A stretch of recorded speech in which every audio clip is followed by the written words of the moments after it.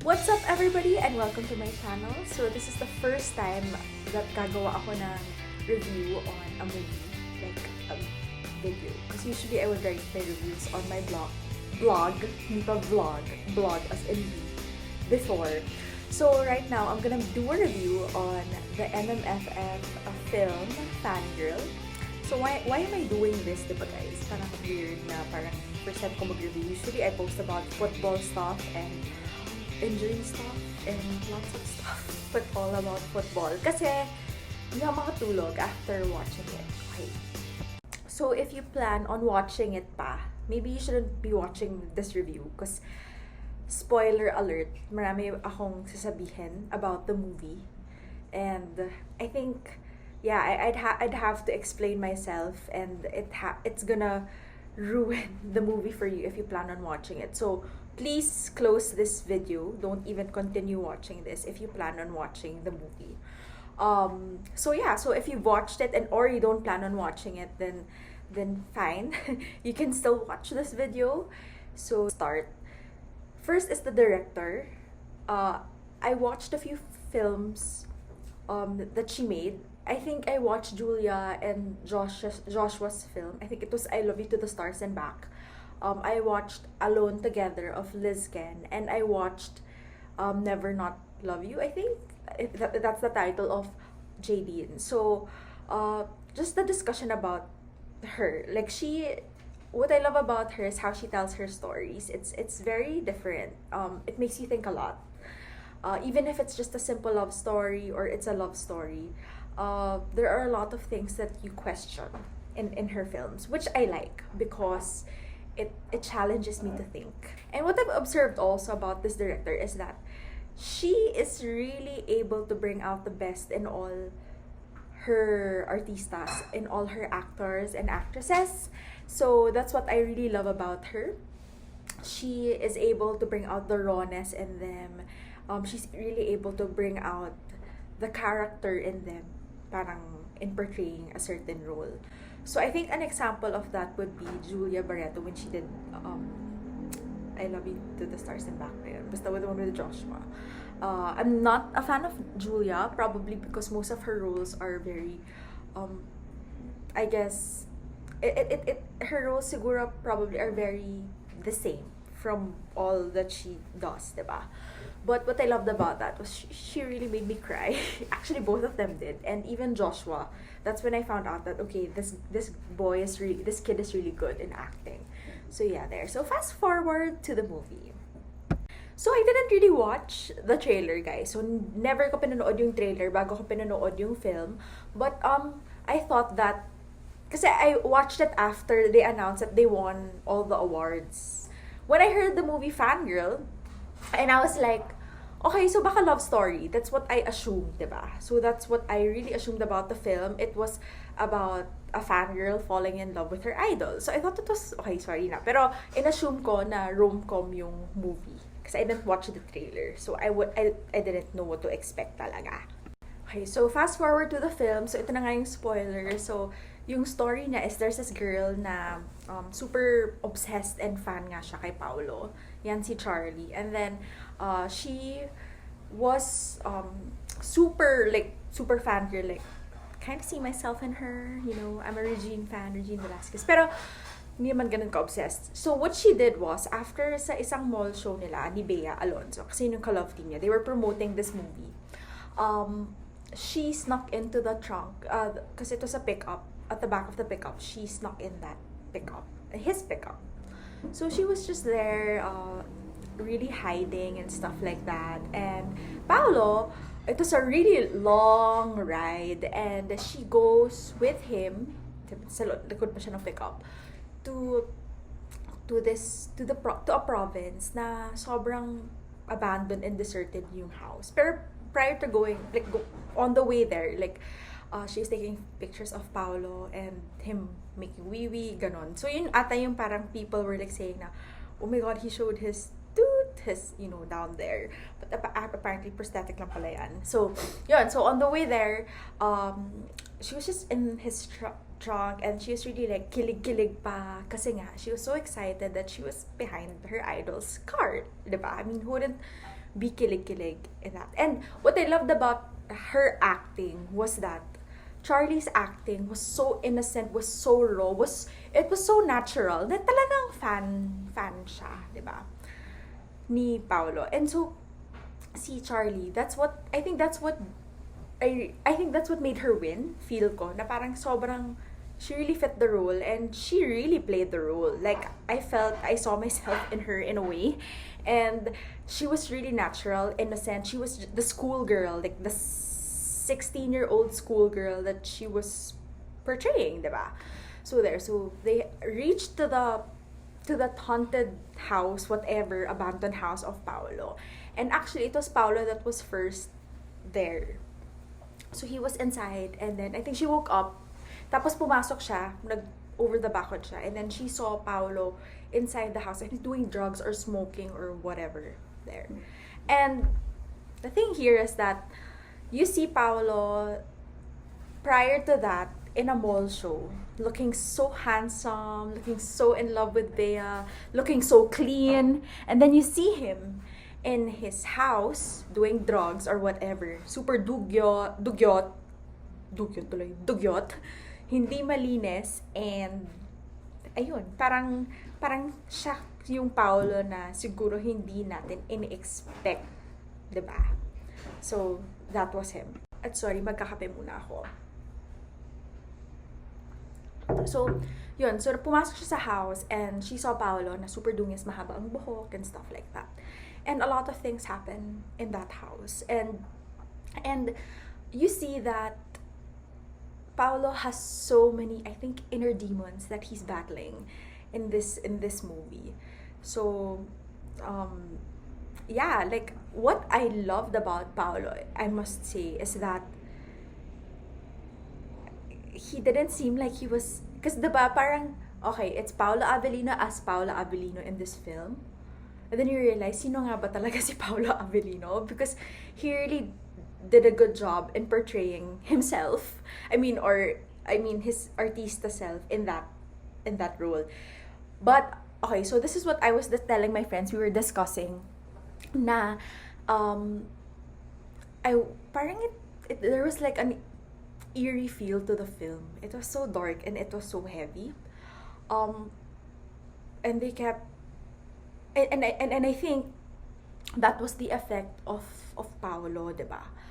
Parang, but you see that this girl is like super obsessed and fangirling kay Paolo. So, parang what happens is they get to talk to each other. They get to say to each other what they're going through in life. So, parang si Charlie, there's this girl na troubled rin siya because parang the mom. So, another spoiler is that the mom was calling her like a few times because nga the mom was really sad na hindi naman daw umuwi yung asawa niya. But parang on Charlie's side, parang ang feeling niya is that wag na, parang don't go back to him kasi he will just hit you or abuse you, parang ganon. So parang medyo problematic din tong girl na to in this film. That's her history. Si Paolo naman, parang he's battling his pagka-artista na parang, do I still want to be here? Na parang, kasi he would get calls from, I guess, his manager and say na,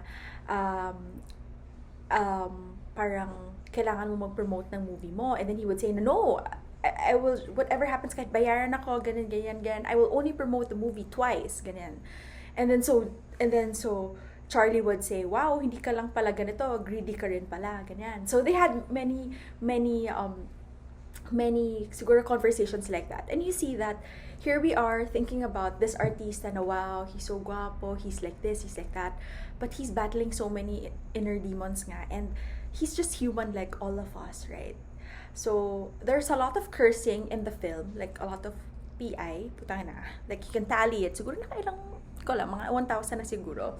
That was our inside joke with my friends.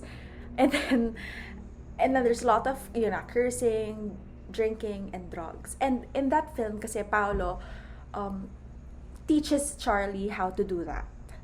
Takes drugs, smokes, because she's really innocent. She doesn't know how to do any of those, diba?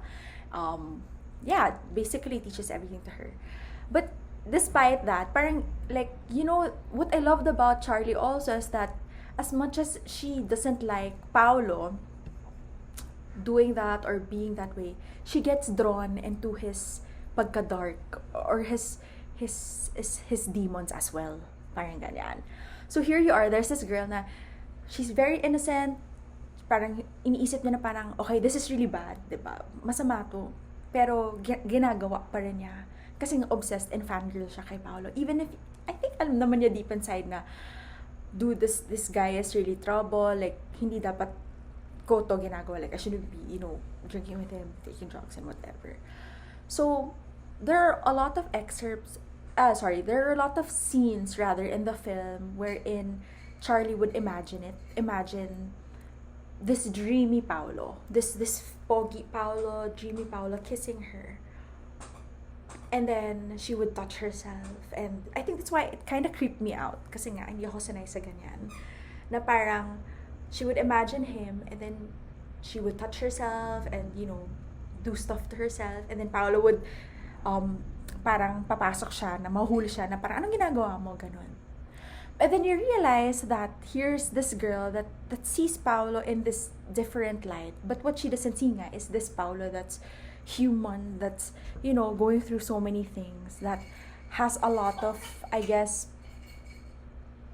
problems inside of him, abusiveness and stuff like that. And so what the movie really, I think what makes this movie really nice is that it's how the director told the story.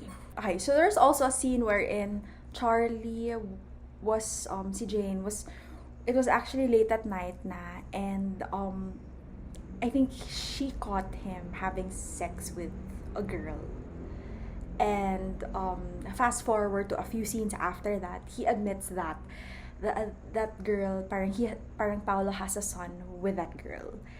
And and the girl has actually a different husband and stuff like that.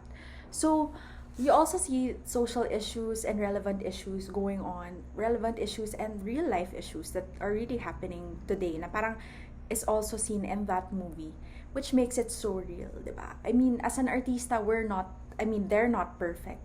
They go through a lot of stuff in life, shit in life, diba? And yun nga, basically, it's really showing the human aspect of Pao and a lot of questions surrounding that, his I guess, persona in the film, diba?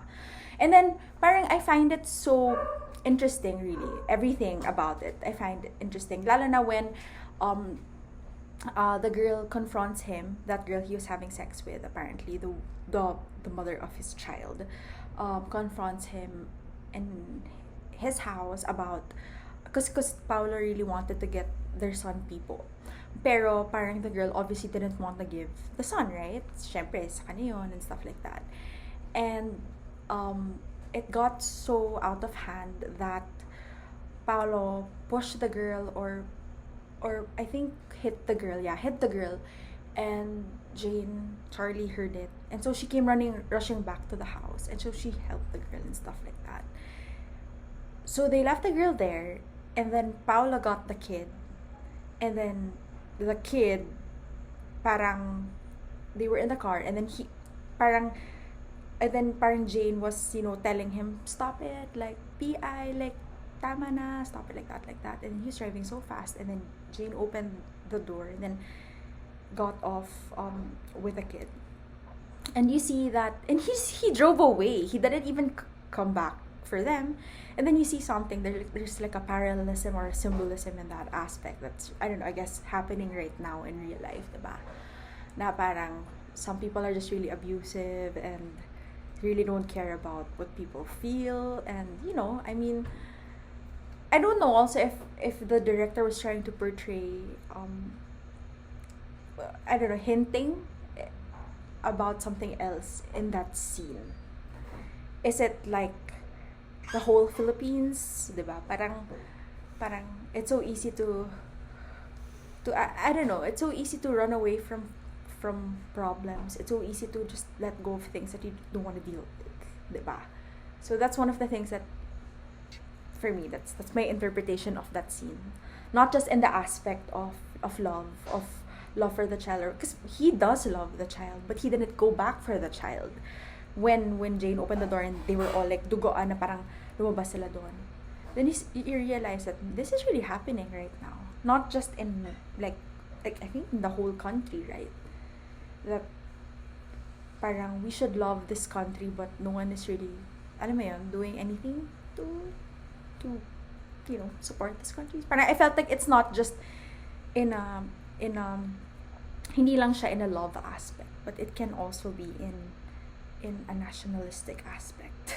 I don't know, that's how my interpretation of that. There's a deeper there's depth to that scene. So anyway, to cut the long story short, okay, so dami mga spoilers. He goes back she rather goes back to the house. I don't know what happens to Paolo.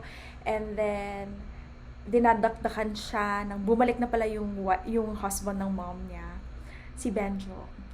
Tapos dinadakdakan siya na bakit pagdating ni Jane dun sa house that she looks so dugyot, na why does she look that way, parang she looks like trash. Basically everything is hurtful. You would tell someone that hasn't gone back to the house for a very long time. And parang he says something like parang pareho lang kayo ng nanay niyo, ganun yan. But very hurtful words. And you see Jane really crying. And yeah. And then so what Jane does is she buys the cigarette because the husband, si Benja, tells her to buy the cigarette. She goes out and buys the cigarette. But what happens is that, interesting lang, the last scene was she calls the police. But I really don't know para kanino, if it was for Paolo or if it was for the husband of Dana. And you know what was really weird also was that there's like a tarpaulin in the end. I won't tell you what's in the tarpaulin. I don't know if sinadya nila yun for a reason. Na may tarpaulin doon with a politician in the end, in the closing scene. So marami akong questions. And yun nga, parang if you dig deeper parang you'll feel like, okay, baka it's just this fangirl just being obsessed with a guy, and then this guy showing him his true self and stuff like that. But there's more to it than just that. If you dig deeper to the story, it can, actually kind of see it right now, lalo na in this pandemic, diba? Oh my God, baka time na tayo. But also pala, one of the best scenes for me was when finally her fantasies, Jane's fantasies pala, were slowly it was becoming real na when Paolo was really kissing her na. But you know, the interesting part here was that I really didn't know if what she felt. Like, it was so cool. Like, that's what I loved about Jane in this film was, as a fangirl, wouldn't you love it that your idol is really kissing you, having sex with you already?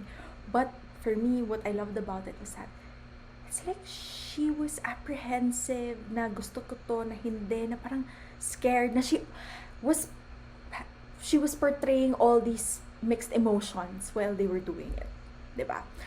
And prior to that, she was fantasizing about this really guapo Paolo, angel Paolo, and she was really enjoying it. And then when it was happening na talaga, as in real, nangyayari na siya, her facial expressions is like, what's this? Like, it's like, gusto ko, na hindi, na, is this the right thing? Parang ang daming, which for me, I like, okay. And here's Paolo na parang, I felt that he was just doing it without, parang na-feel ko na it wasn't love. Walang emotions talaga si Paolo. I was doing it because, okay, I'm just really horny or libog lang talaga ako, parang gano'n. And that's what he portrayed, which was really awesome. So diba, after that scene, they were lying down, and she looked at him, and with innocence, and then she realized, okay, so gusto ko pala to. Then she tried to hug him, he pushed her away. Diba? And then isn't that how many, like, another symbolism and another thing about that? I mean, about, you know, what we're going through in life right now, diba? So there. So yun. If I were to rate this film, I think I'd give it out of 5, half 5 being ties. I think I'd give it a 4.5 out of 5. Yeah. As in, kahapon ko siya pinanood at hindi ako makatulog at all. So yeah. Dami kong iniisip about it. And usually pag ganyan ako with films, okay, I'd be honest, direct. It's not something I would want to watch again kasi siguro dami kong naiisip about it. It's so, I don't know, I found it really scary. That's my thoughts about it. It was so scary, eerie, dark, and heavy. But I think good job because I guess that's the objective of the film, diba? Direct. So, I know you don't know me, but like, feel ko yun. So, the fact na hindi ako makatulog, 4.5 siya. And the fact that there are so many thoughts in my head and realizations about life, then, ayun. So, yeah. So, that's my review. And this is the first time I did a review. So, thank you so much, guys, for watching this film. And I really highly recommend it. And please, guys, don't support piracy. I mean, I know 250 can go a long way, but this movie is really worth watching. And if you don't want to watch this movie, there are other movies that you can support and that you can watch. So, yeah, please, please, please don't download illegal copies. Don't support other... I don't support piracy. Support other films na lang if you don't want to watch this scary and dark film. But yeah. Thanks for watching and Happy New Year, everyone. This is my last video for this year. Cheers!